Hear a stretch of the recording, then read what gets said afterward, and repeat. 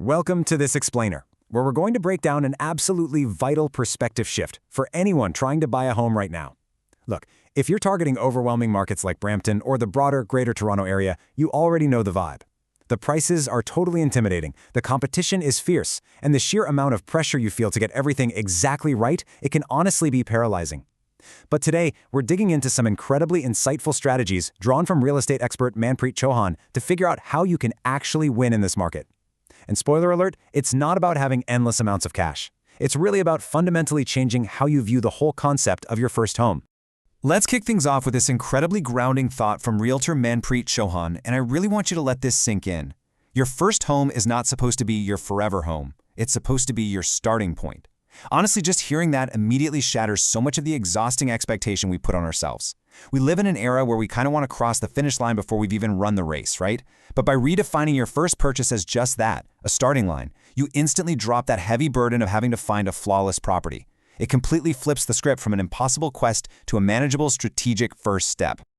All right, moving into section 1, the dream versus reality for first-time buyers. Let's tackle that immense pressure created by the social media highlight reels we're all scrolling through every single day.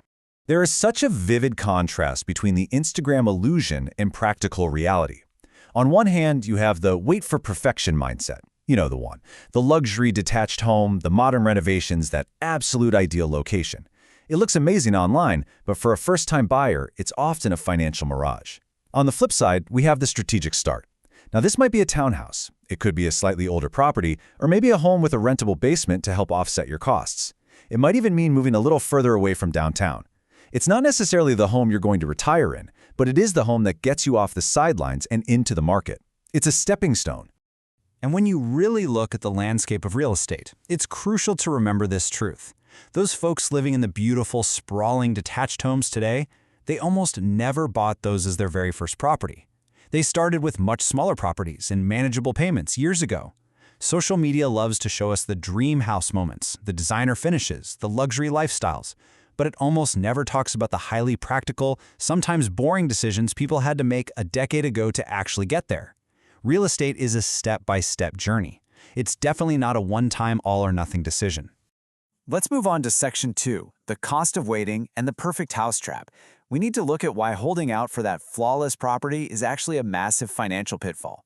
We see so many buyers spend literally years sitting on the sidelines, completely paralyzed, because they're clinging to this exact checklist. They want the ideal location, the fully detached home, the sleek modern renovation, the huge backyard, the low monthly payments, and absolutely minimal compromises. And hey, having standards is great, but insisting on this level of perfection as your entry ticket into the market is what we call the perfect house trap. You're essentially waiting to catch a magical unicorn with a mousetrap. And the kicker? While you're waiting for this mythical creature to appear at a price you can afford, the market around you is not standing still. So here's the harsh reality. Waiting actively costs you money. While you're camped out on the sidelines waiting for perfection, home prices are ticking upward. The rent you're currently paying is likely going up. Your everyday living expenses are rising. Every single month you wait, those dream features on your checklist just get even more unattainable. The gap between what you've saved up and what that perfect house actually costs just keeps widening. Waiting might feel safe because you aren't making a huge commitment, but financially, it's actually one of the riskiest things you can do in a growing market. Which brings us to section 3, the power of equity in building wealth. Let's dig into the core engine of real estate and see what those proactive buyers who compromised on their first home are actually building while everyone else is just waiting. Demystifying this concept is absolutely key. I mean, what does building equity actually mean? Well, instead of throwing your hard-earned money away on rent where you get zero long-term return, a mortgage works completely differently. Every single payment you make on a home you own helps increase your ownership stake in that property. You're essentially paying yourself. Even if the home isn't your forever dream home, a solid chunk of that monthly payment is going directly into an asset that belongs to you. You are building a financial foundation brick by brick, month by month. And this right here perfectly illustrates the actual step-by-step journey of successful real estate ownership. It turns an abstract financial concept into a totally actionable path. Step 1, buy realistically. Just get into the market with a property that actually fits your current budget, maybe a starter home or a townhouse. Step 2, build equity patiently. Just live your life, make your payments, and let time in the market do the heavy lifting for you. Step 3. Upgrade strategically.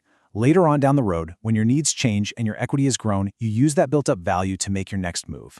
It's a formula that has quite literally worked for generations. Think of equity as a master key for your future.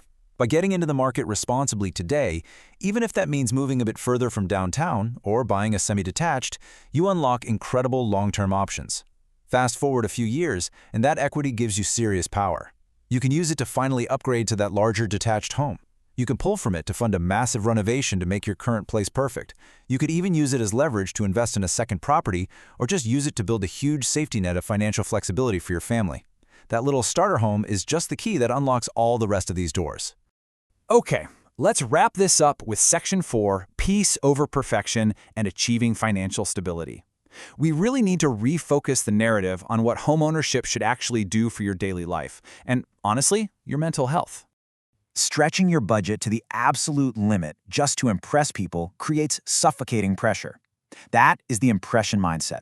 It's prioritizing granite countertops and designer finishes at the complete expense of your financial well-being, which basically leaves you stressed out every single time a bill arrives in the mail. But then there's the strategic mindset.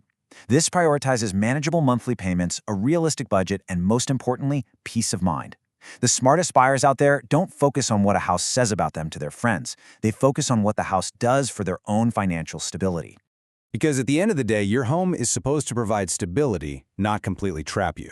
If you buy a house but you can no longer afford to save money, enjoy a night out, handle a sudden car repair, travel every now and then, or support your broader family goals, well then the house owns you.